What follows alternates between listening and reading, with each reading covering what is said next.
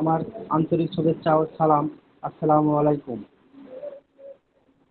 সম্মানিত উপস্থিতি, আজকের আলোচ্য বিষয় নির্ধারণ করা হয়েছে ম্যাটেরিয়া মেডিকা ওষুধ সালফার। এই বিষয়ে আলোচনা করবেন doctor Mohammad Zahir Rana, DHMS, DHB Dhaka, প্রভাষক ঢাকা হোমিওপ্যাথি মেডিকেল কলেজ ও হাসপাতাল, ধামরাই, ঢাকা। লেখক আদর্শ ম্যাটেরিয়া মেডিকা। উপস্থাপনায় রয়েছি আমি doctor Ashraful Islam, DHMS, PDT সাধারণ সম্পাদক, পেসমেকার। সম্মানিত উপস্থিতি, এই পর্যায়ে কোরআন থেকে তেলাওয়াত, পবিত্র কোরআন থেকে তেলাওয়াত করার জন্য ডাক্তার হাফিজুর রহমান তাজু ভাইকে বিশেষভাবে অনুরোধ জানাচ্ছি। أعوذ بالله من الشيطان الرجيم. بسم الله الرحمن الرحيم. إنا أنزلناه في ليلة القدر وما أدراك ما ليلة القدر. ليلة القدر خير من ألف الشهر. تنزل الملائكة والروح فيها بإذن ربهم من كل أمر. سلام هي حتى مطلع الفجر. صدق الله العظيم. ধন্যবাদ ডাক্তার হাফিজুর রহমান তাজু ভাইকে। সম্মানিত উপস্থিতি, আজকের আলোচিত বিষয় ম্যাটেরিয়া মেডিকা ওষুধ সালফার। আলোচনা শুরু করার জন্য বিনীতভাবে অনুরোধ জানাচ্ছি ডাক্তার মোহাম্মদ জহির রানা ভাই স্যারকে। বিসমিল্লাহির রহমানির রহিম। সম্মানিত উপস্থিতি, আপনাদের সকলকে জানাই আমার আন্তরিক শুভেচ্ছা অভিনন্দন। প্রেসমার্ক আয়োজিত অনলাইন ক্লাসে আপনারা কষ্ট করে যারা উপস্থিত হয়েছেন, আবারও আপনাদেরকে ধন্যবাদ দিচ্ছি। হোমিওপ্যাথির ম্যাথমেটিকা হতে সবচেয়ে গুরুত্বপূর্ণ যে ওষুধটিকে আমরা মা বলি, ওষুধের মা, সালফার। এই ওষুধটি নিয়ে আজকে কিছু বলার জন্য আমি চেষ্টা করব ইনশাল্লাহ। প্রথমে আসি সালফার সম্পর্কে একটু জেনে নিই সংক্ষিপ্ত কিছু। সালফারের অপর নাম গন্ধক। এতে গন্ধ থাকা এর নাম গন্ধক। সালফারে রোগীর শরীর, মল মূত্র সহ সকল স্রাব দুর্গন্ধ। এরা গন্ধ শুঁকতে পছন্দ করে। গন্ধক সাধারণত কালো, হলুদ এবং লাল বর্ণ হয়। তাই কালো গন্ধক ময়লা বলে, হয়তো সালফার ময়লা ও অপরিষ্কার থাকে।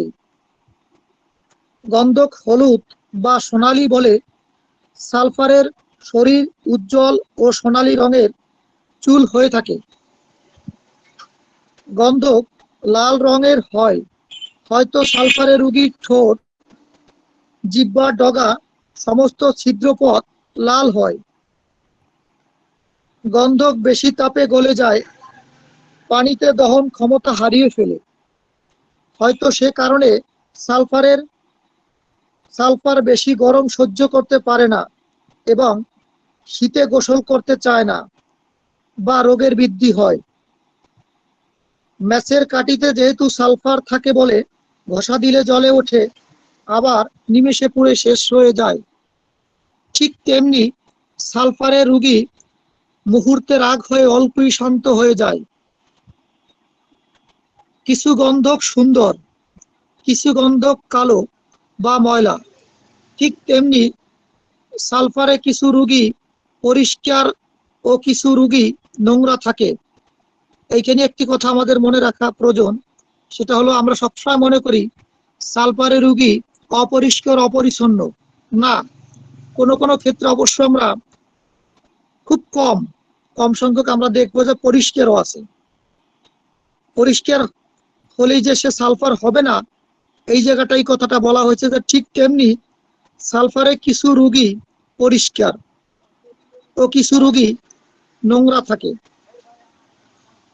গন্ধক যেমন ধুইলে গন্ধ যায় না, তেমনি সালফারের রোগীকে ধুইলেও শরীরে গন্ধ যায় না। সালফার সোরার রাজা,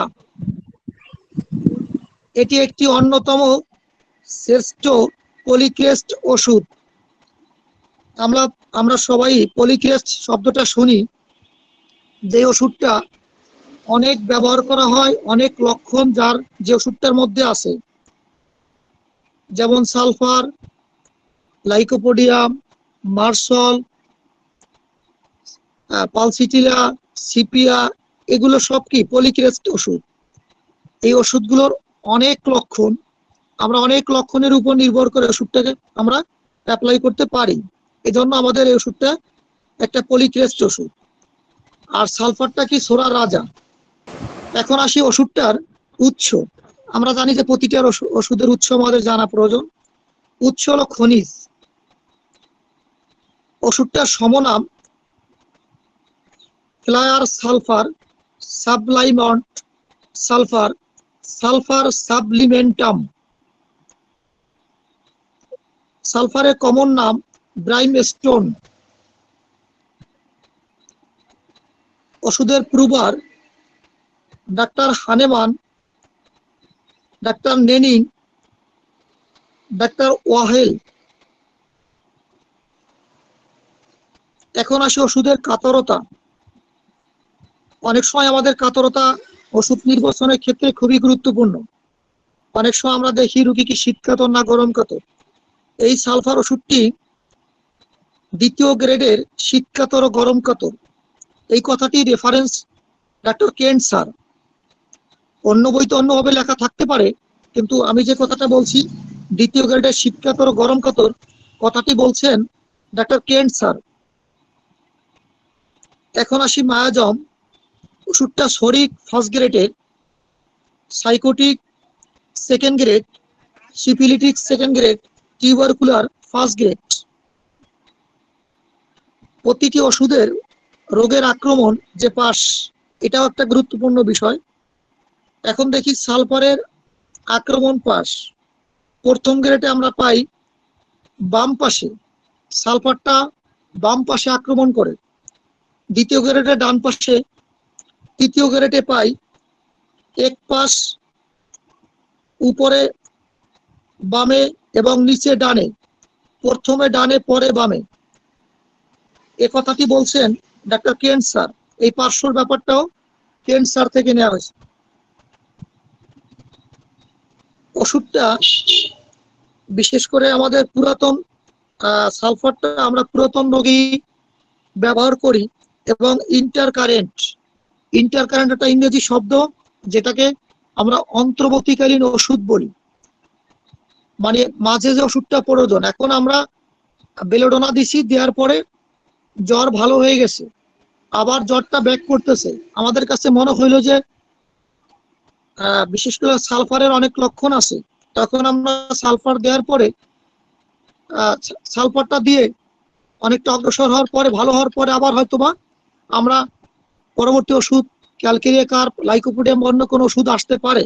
এই যে মাঝে সালফার দিলাম, এইটাই আমাদের অন্তর্বর্তীকালীন ওষুধ, যেটা ইংরেজি শব্দ ইন্টারকারেন্ট। এই সালফারের রোগের প্রবণতা স্কুফুলাস। এখন আসি ওষুধটার ক্রিয়াস্থল। আমরা রেপার্টরিতে দেখি বা ম্যাথমেটিকেও দেখি যে সব ওষুধ সব জায়গায় একইভাবে কাজ করে না। কোনো কোনো ওষুধ, যেমন মাথায় আঘাত, আমরা জানি যে এখানে হাইপিরিকাম, নেকটাম সালফ, যে কোনো আঘাতে আমরা প্রথম অবস্থায় আর্নিকে দিতে পারি যে কোনো জায়গায়। একটা সময় দেখা যায় যে আর্নিকার কাজ হচ্ছে না, তখন কিন্তু আমাদের ওই পার্টিকুলার মেডিসিনও আমাদের ভাবতে হবে। তখন আমাদের মাথায় আঘাত, নেকটাম সালফ, হাইপিরিকাম, এগুলো আমরা ভাবতে পারি। ব্রেস্টের আঘাত বা টেস্টিসের আঘাত আমরা কোনিয়াম একটা সময় ভাবতে পারি যদি আমাদের লক্ষণ আসে। আমরা দেখব সালফারের ক্রিয়াস্থল, রক্ত সঞ্চালন, পরিপোষণ যন্ত্রসমূহ, উদর, সলিসিক ঝিল্লি, সরলাতন্ত্র, বক্ষদেশ, চর্ম, মাথার তালু, সন্ধি গ্রন্থি সমূহ, এই জায়গাগুলো সালফার বেশি কাজ করে, গুরুত্বপূর্ণ জায়গা। এখন আসি, আমরা অনেক সময় বলি রোগীর আকৃতি প্রকৃতি। আমাদের সিনিয়র স্যারের একটা সময় রোগী দেখার সাথে সাথে তাদের ওষুধ নির্বাচন হয়ে যায়। হয়তো একটা সময় তারা কেস টেকিংও খুব কম করে, অল্প কথা লিখে, কিন্তু রোগী দেখার সাথে সাথে তাদের ওষুধগুলো চলে আসে মাথায়। সেই জায়গাটা আমরা আকৃতি, রোগীর গঠনটা কি রকমের হবে। সালফারে আমরা দেখি ফার্স্ট গ্রেডের শীর্ণতা, আবার দ্বিতীয় গ্রেডে আমরা মেদপ্রবণতাও পাই, শিশুদের শীর্ণতা। এই কথাটি বলছেন ডাক্তার কেন্ট স্যার। এখন আসি ওষুধের, বিশেষ করে সালফার রোগীর জিহ্বার লক্ষণ। এটা একটা গুরুত্বপূর্ণ বিষয়। আমরা অনেক সময় যেমন মার্সল বা এন্টিন ফ্রুট, মার্সলে যে আমরা জিহ্বাটা পাই যেরকমের, যে দাঁতের ছাপ থাকবে, একটু মোটা থাকবে, তারপরে সরস থাকবে ভিজা। আবার এন্টিন ফ্রুটের জিহ্বের উপরে আমরা কি সাদা প্রলেপ পাবো।